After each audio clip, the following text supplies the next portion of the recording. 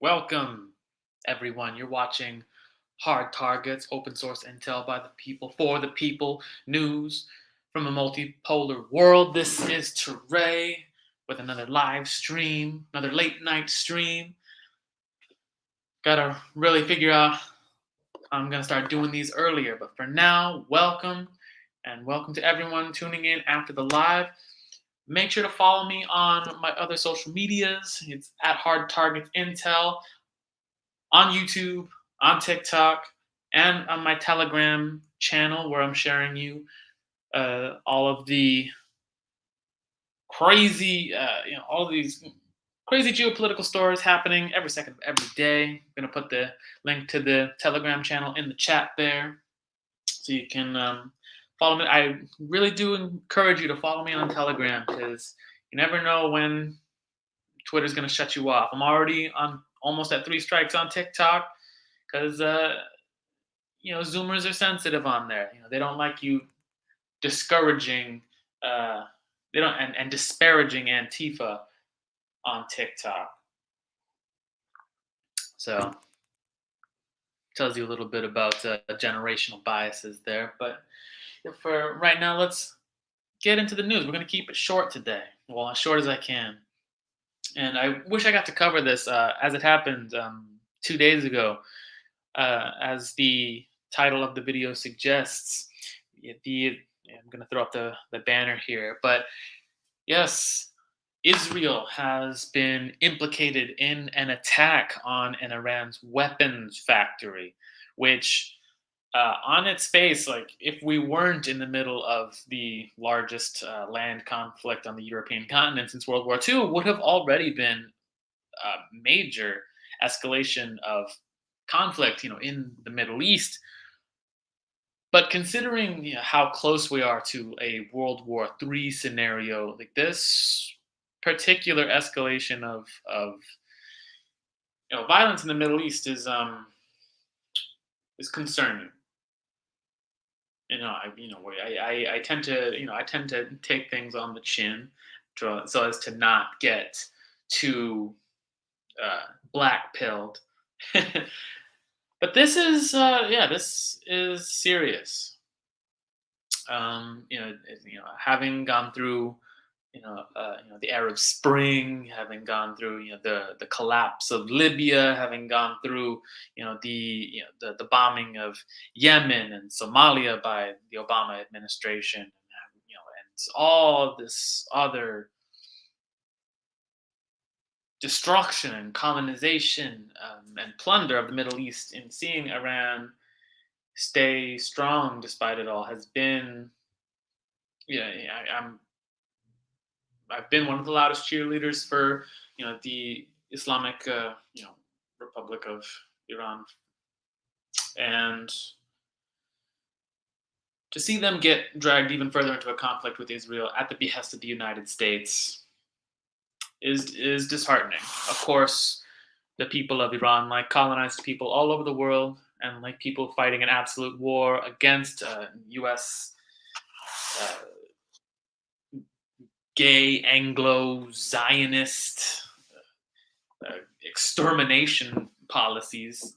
Of course, they will be victorious, but to be dragged into this conflict, as people are already saying on Twitter, could be avoided easily if people just learned the lessons of history, that warfare has consequences, incalculable consequences that always escalate beyond the point of what you, as your individual brain, can anticipate before deciding to press the red button.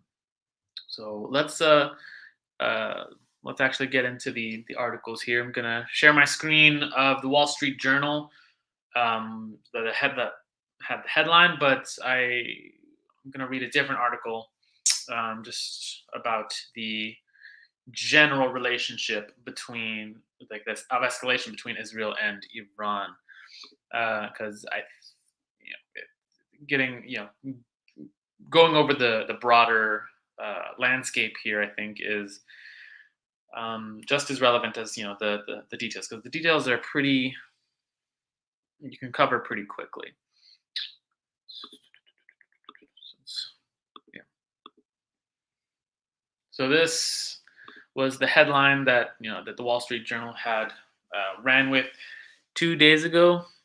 It was 2 days ago, I believe so,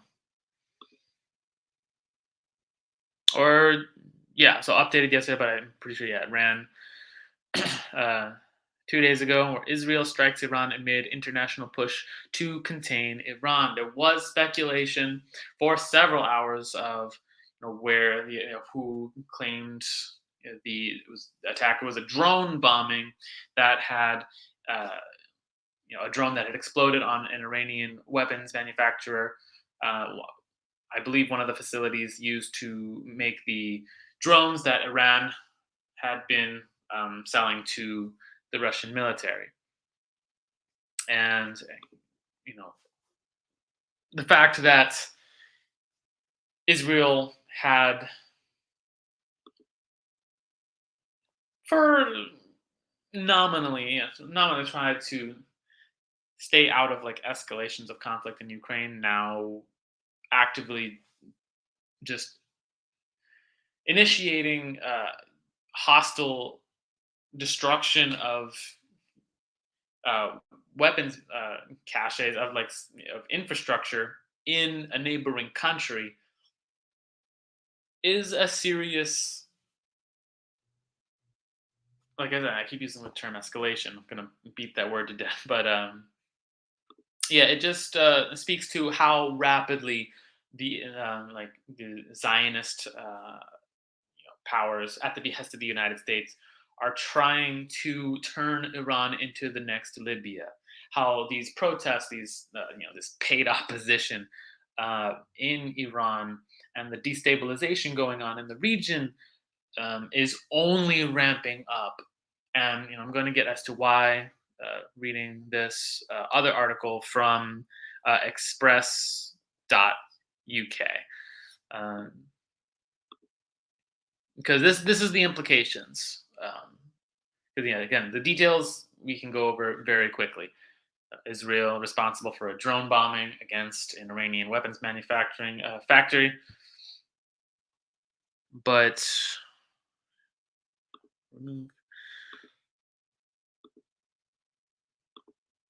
yeah, what this means for the next few months, for the year 2023, is that Iran, obviously having exited the nuclear deal about 4 years ago, has since exiting that deal been uh, building up its capacity for to build a nuclear arsenal, to nuclearize, and is at 90% capacity of accumulating nuclear materials, which means they are just months away from being able to produce nuclear warheads, to be able to deter the types of regime change tactics that are very obviously being puppeteered by the United States and by the Mossad. So this attack can be seen as Israel's attempt to desperately topple the Iranian government within the next few months, before they have the ability to shut them out forever with the threat of a nuclear weapon, which is concerning, because trying to ramp up decades of instability operations and regime change operations and sanctions within the span of 6 to 12 months means that stupid people are going to do stupid things and dangerous things, and lives are going to be lost because of this brutality, this like globalist brutality. So just going into the article here, just making sure my connection is secure, because my Wi-Fi has been bad these past few days. But yeah, um, so this attack can be seen as, experts warn Israel is preparing to go to war with Iran this summer, and this drone bombing is proof of exactly that. So the UK Express says this stark prediction by experts comes as Israel and the US signaled their preparedness last week with the largest joint military exercise in history.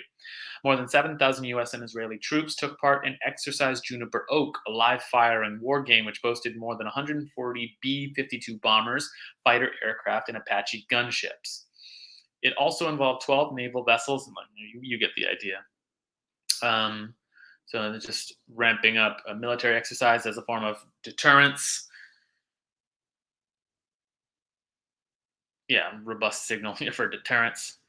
And Israel is also said to be seeking to buy new F-15EX fighter jets from the US, giving it an extended striking range. It was also designed to assure regional allies such as Saudi Arabia and the Gulf states that the US was capable of engaging militarily in the Middle East while still dealing with the fast-moving situation in Ukraine. So, signaling to the powers in the Persian Gulf that the U.S. just because it's at war in Ukraine doesn't mean it can't use Israel as a proxy to bomb the hell out of anyone who tries to fall out of line of U.S. security policy, who wants to be a free-thinking nation outside of the colonial claws of the United States. So officials from the Gulf Cooperation Council groups of states were expected to be briefed this weekend on the exercise, and that assurance is key, said Middle East expert Catherine Perez Shakdam, as Israel seeks to build a coalition ahead of anticipated conflict. That's an ominous statement, ahead of anticipated conflict. Who is and why are they anticipating conflict? Because it seems like conflict is only being started on one side here. We know time is running out in terms of Iran's nuclear program, said Ms. Perez Shakdam, and here is the only time in the in these, any of the articles I've read of this, of is flirting with nuclear war. It's the only time I've seen them mention the nuclear program, which is significant. And that is something that I don't want you to think about. So we know time is running out in terms of Iran's nuclear program, said Ms. Perez Shakdam of the Henry Jackson Society think tank. I'm losing track of all these think tanks. Somebody write these down. Israel is preparing for war. Senior IDF officials believe it will happen before summer. So again, it is not Iran that is preparing for war and an escalation of nuclear holocaust. It's not any other country but Israel, the occupational Zionist, colonial foreign military base in the middle of the Middle East that is just the running dog of the United States. And it's very obvious that, let me stop sharing here. It's very obvious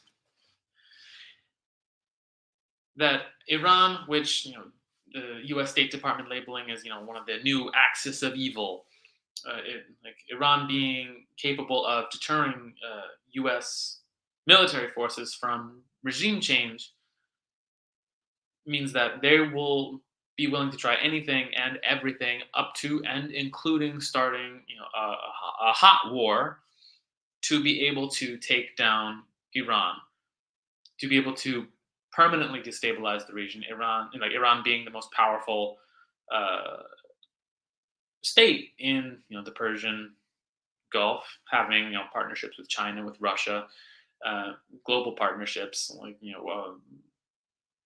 as one of the key opponents to U.S. globalism.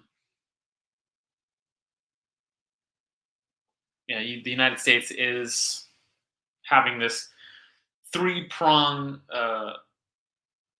this three-front war, currently, with Russia in the in the short to midterm, building up to a similar conflict in Iran, and in the long term with China.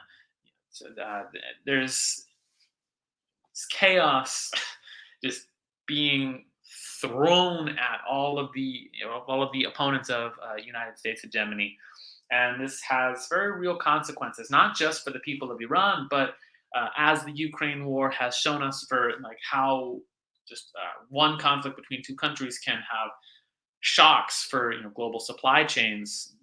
This brewing war between Israel and Iran for regime change will have similar supply chain shocks as well, and that's intentional.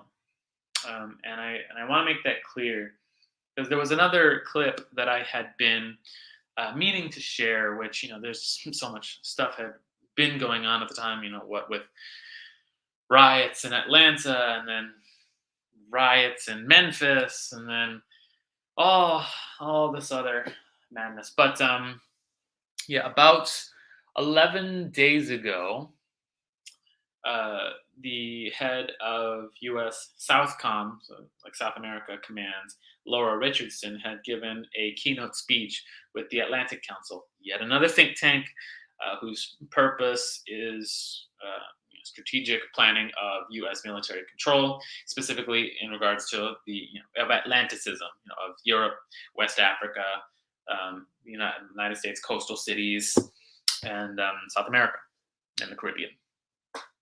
And just having key control of that of supply chains across that region, and military naval control. She like some clips have been circulating on Twitter and on Telegram of Laura Richardson. I'm going to play you a few of the clips from that keynote speech, but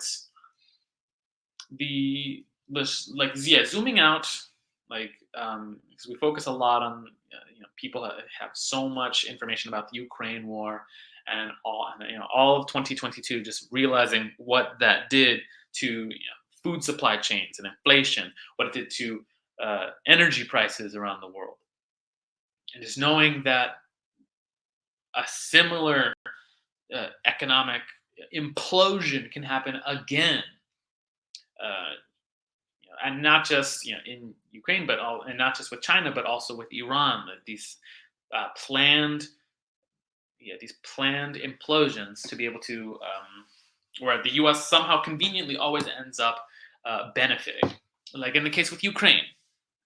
And I know I'm going on a tangent here, but like with Ukraine, where Russia being the main exporter of petroleum and liquid natural gas, especially to Europe, suddenly under heavy sanctions, again at the behest of the United States, Europe finds itself in an energy crisis where up to 300 people were at risk of freezing to death. It looks like this is going to be a mild winter where it's not going to be that catastrophic, but still, like the expectations were that even in a mild winter, up to 30,000 people would freeze to death because of energy shortages, because of these sanctions going on to Europe's largest provider of petroleum and natural gas. So, how does this involve the United States? Well, as it turns out, 2022 was the year that the United States became the number one supplier of natural gas in the world, tied with Qatar. And that new cornerstone is only becoming more secure for the United States, which is ramping up its liquid natural gas supplies, which I found out earlier this week also have a role to play in producing fertilizer. Russia and Ukraine, Ukraine, and Belarus, or is it just Russia and Belarus, being the global producers, the exporters of fertilizer. So conveniently, these global sanctions against the global lead producer of natural gas, oil, and fertilizer, two foundational commodities for keeping countries afloat, to run their manufacturing, to power their automobiles, to heat their homes, and to feed themselves. So the net exporter of those commodities sanctioned, cannot Europe and the United States just can't get access to those commodities, and the United States has now so generously stepped in to be able to sell those commodities at 3 times the price. This will be repeated with a war between Israel and Iran. Like the UK Express had said, this war is to signal to opponents of the United States, not just Iran.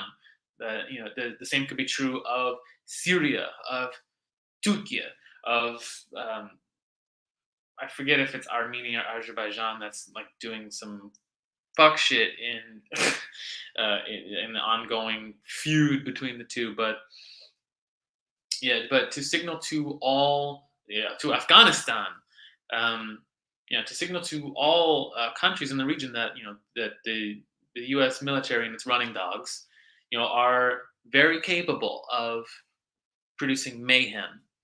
So I, for one, am hoping that Iran has a successful nuclearization to be able to avoid you know, what happened, like a repeat of what happened in Libya. Um, because the yeah, so let's bring up uh, Laura Richardson here, because like what she has to say about she being the four-star general in control of SouthCom, South America Command, is revealing about U.S. How U.S. military goals are one and the same with U.S. economic goals. When you hear her talk, you'll see how naked this is. It's uncanny. There we go. Yeah. So this is from January 19th. Again, according on the Atlantic Council. This is Laura Richardson. This crone. You'll probably see more of her face. After Ukraine war wraps up, and the U.S. has to pivot its supply chains to more locally sourced colonies than in Europe and Asia. We are probably going to be seeing a lot more of this crone's face at the end of 2023 and into 2024. I guarantee you. But in this clip, she talks about specifically why the South America region is strategically important. It's not the people, by the way. It's the resources. It's the stuff that they have. Big shock. Illegal logging, illegal mining. Why this region matters with all of its rich resources and rare earth elements. You've got the lithium triangle, which is needed for technology today. 60% of the world's lithium is in the lithium triangle: Argentina, Bolivia, Chile. You just have the largest oil reserves, light sweet crude, discovered off of Guyana over a year ago.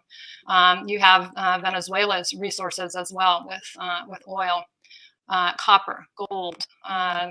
China gives 36% of its food.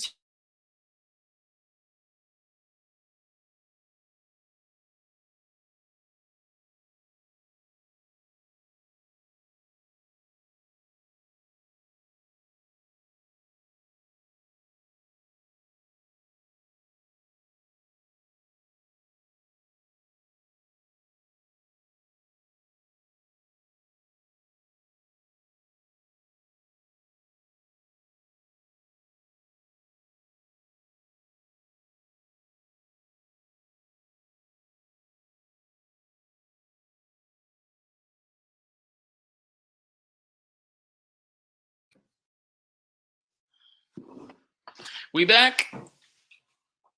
Let me know. Back. Man, this Wi-Fi problem is going to be a serious pain in my ass. Let me know in the comments if you're willing to. Let me know if you're the Chinese government in the comments so you can sell me some Chinese 5G. We're supposed to get 5G in America. Whatever happened to that? I want some of that Chinese 5G. Yeah, let me see if I can put on a see if putting on a hotspot will help at all. I think it should.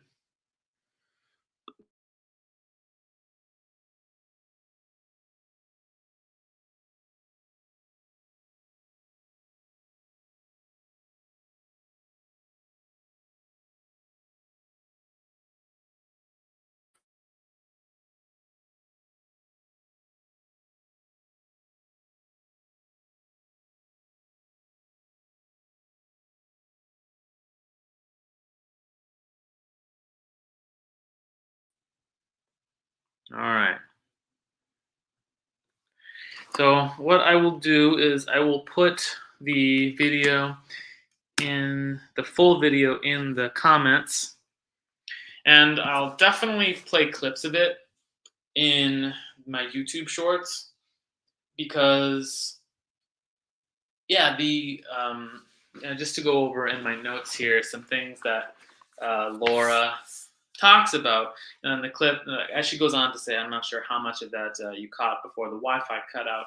She goes on to list all of the raw natural resources in South America, not the not the people who live there, not the sanctity of their governments being a matter of national security, not like geopolitical stability in the region, but their raw resources and U.S. access to those resources: petroleum, lithium in the lithium triangle. Bolivia being one of those countries that has already suffered a coup just a few years ago. A United States-backed coup to get access to their lithium, which has since thankfully been toppled by the Mas party. But we can already see, what U.S. Military goals are in the region, are using military alliances to secure supply chains for the United States. And she had mentioned China, that China gets 36% of its food from South America. Her main concern, she goes, man, I might just try to play that clip again. I might just risk it because it is very telling. Her main concerns for Russia and China, two countries on the opposite side of the planet, for her region of military command. Uh, Her main concerns are, increased trade in the region with China. According to her, because the dual nature, because all of these Chinese industries are state owned, that these infrastructural bases of trade, like ports and airports and and bases on either side of the Panama Canal to trade commodities, could be converted for military purposes. Basically, a very obvious projection on the part of U.S. imperialism that China will pursue a strategy of military encirclement of the United States, the strategy that the United States has built up against China for the past several decades. Encirclement of China, in South Korea, in Japan, in Taiwan, in India, in Afghanistan, which shares a small sliver of border with China, by militarizing and the terrorist organizations who recruit from Uyghur Chinese in Xinjiang. This very, very methodical and near perfect circle of military activity, of hundreds of military bases, not to mention of criminal activity going on around China, that the U.S. is projecting China will, there's word that, the Chinese will do the same to us of what we're doing to them. Very obvious case of projection, which should tell you everything you need to know about what to expect when the U.S. Is interested in doing trade deals with other countries, especially colonized countries. But now that we're in a post-Ukraine war world, not even that's so clear cut as is the case with Germany. Germany, like being one of the largest manufacturing hubs or manufacturing powers in the world, now being forced to commit economic suicide by the United States to be able to strengthen U.S. Supply chains, or centralized supply chains to benefit the U.S. and to benefit U.S. markets of liquid natural gas and electric vehicles, et cetera, et cetera. Some other things that Laura talks about in South America is what we can expect from what we can expect, to happen to the U.S. Not because because North America and South America are intrinsically linked. Um, Very oftentimes, what happens in South America, just in a delayed response, it gets blown back to North America. Um, with the creation of neoliberalism in Chile, and after 20, 30 years, that becoming the new economic model for the United States after it was tested there, and in countries around the world. But she says around the 48-minute mark that one of her commands, uh, one of the things she's proud of most in Southcom, is the number of National Guard state programs they have with South America. There was a program, it's a National Guard program started in the 90s to form partnerships between the U.S. National Guard and the National Guard of other countries. And South America has the highest number of partnerships for this program. And Laura Richardson is very excited to see an increased partnerships with the National Guards of several South American countries. In considering, the U.S. just deployed 1,000 National Guard troops to Atlanta, she says explicitly that she expects the military to play a more direct role in stabilizing and governing the South American countries, in response to most notably international criminal organizations like drug cartels. So the National Guard of, say, Mexico and Colombia, of the major producers of drug cartels, she is explicitly saying, this is the four-star general in control of military operations between the U.S. and South America. This is the head of that strategy, saying that the National Guard of these countries will play a central role in that the police cannot handle. That is significant because, like I've been saying for the past few weeks, that is something we're seeing happen in the United States as well. The centralization of military authority, the gutting of police departments, the defunding of police departments, and replacing local police and local systems of defense with a federal partisan military force. And that's what I'll end on. Is I wonder if I can pull up the video. The video that I played on my YouTube shorts. It's only 15 seconds long, so I can't imagine it'll. I can't imagine that there'll be. I can't imagine there'll be a huge. I hope there's not a huge Wi-Fi lag for for that video, but it's of two different Mexican drug cartels shown disguised as National Guard, as Mexican National Guard. For what reason? I have no idea. Yeah, maybe we'll find out, in the next few days. Maybe we'll never find out. I don't know. But the fact that that sources on Telegram, the same sources where I had found out about the Sinaloa cartel, starting this massive war with the Mexican government. These channels are showing footage of these two different cartels wearing the same disguises as National Guard members, which is concerning for several reasons. Here's the video right here. So let me share my screen.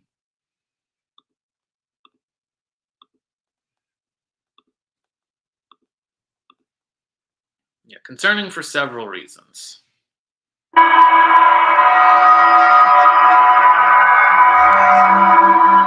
This is the Sinaloa cartel.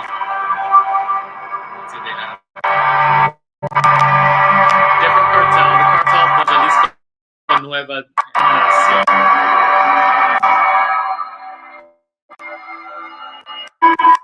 yeah, a bit choppy, but yeah, you can. So hopefully you can see the video there. So I'll leave with that. Um, the centralization of local defense, the centralization of police authority under the military is already concerning for the United States because it speaks to a loss of local autonomy and a sort of conflict between local autonomy under this partisan hostile military regime. Just on its face, it's already an apocalyptic scenario. But the fact that the United States now United States Southcom is explicitly planning to increase like that strategy across the Western Hemisphere, where drug cartel like to battle drug cartels. That is their goal. Like this is Laura Richardson's stated goal: increase National Guard authority to battle drug cartels. The fact that the drug cartels are disguising themselves as the National Guard means that that whole strategy is it is doomed to fall into quagmire because it's sort of a pejorative at this point. This on an open secret that the Mexican government is run by the cartels.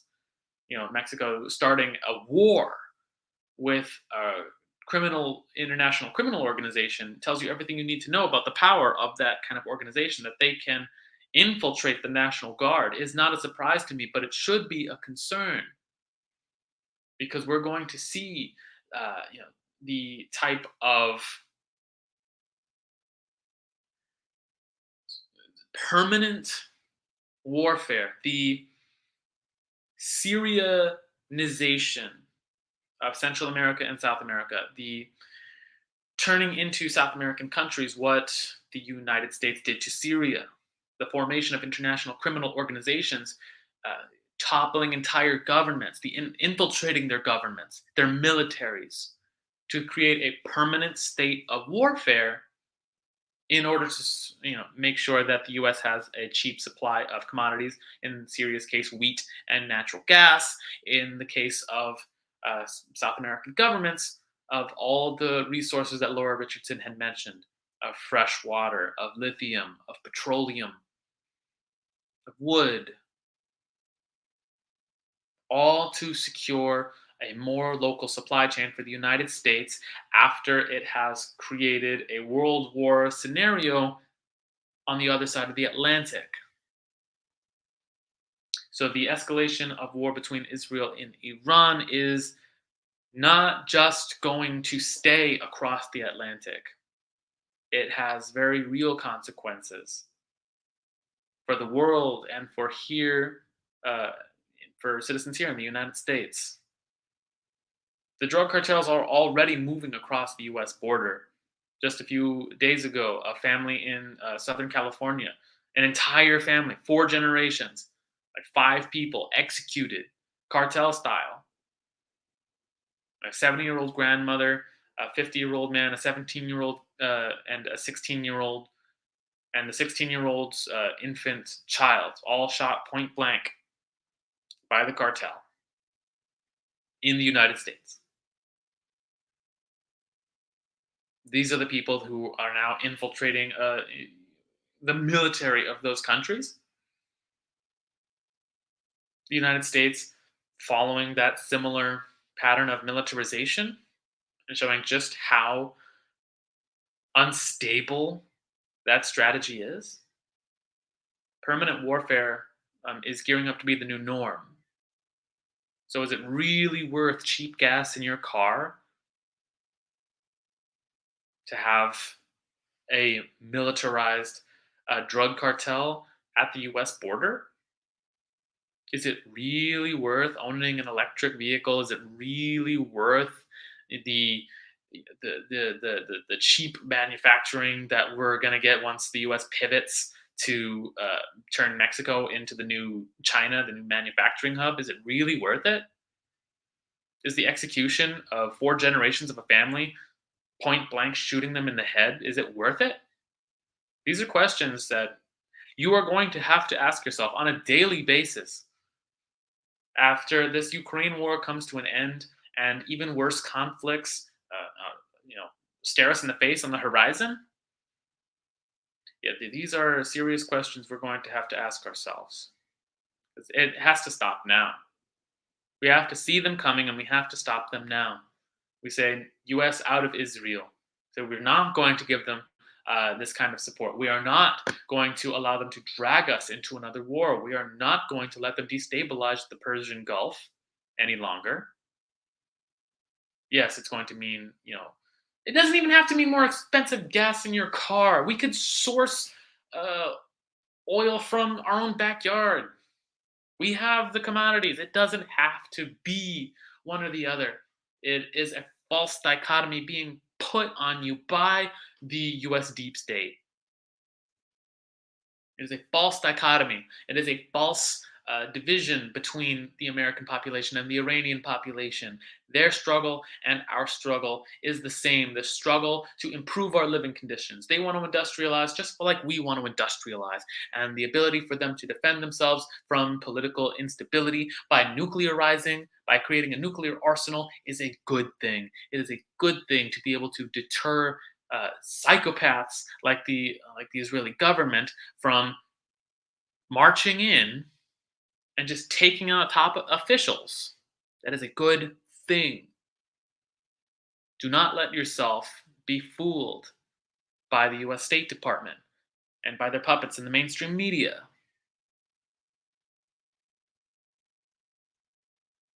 Conflicts are escalating every single day on every corner of the globe. And if you are getting your political opinions from the mainstream media, you are getting your opinions from the State Department. Ask yourself these difficult questions. That's a necessity for living, in this new multipolar world we find ourselves in. And I said I was going to keep it short today, but it's going the same length as usual. But hey, that's life. On the front lines, on the journalistic front lines. Yeah, we're gonna end today. Thank you all so much for tuning in. Make sure to subscribe to my Telegram. Make sure to put the link in the comments this time. Follow me on Twitter. It's more of a personal account. Follow me on Twitter at IronSunUSA. Handle there in the comments. And follow me on all socials at Hard Targets Intel on YouTube, TikTok, and Telegram. That's all I got for today. Thank you all so much for tuning in and helping this channel grow. That's all I got for today. I'm out.